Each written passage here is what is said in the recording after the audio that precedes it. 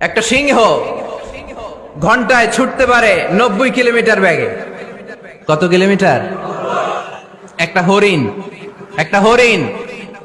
একটা হরিণ ঘন্টায় ছুটতে পারে 100 কিলোমিটার বেগে। তাহলে কে জোরে ছুটে?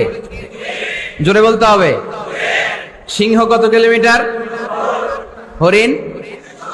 তারপরেও হরিণটা 100 কিলোমিটার বেগে ছোটার পরেও সিংহটার কাছে সে ধরা পড়ে যায়।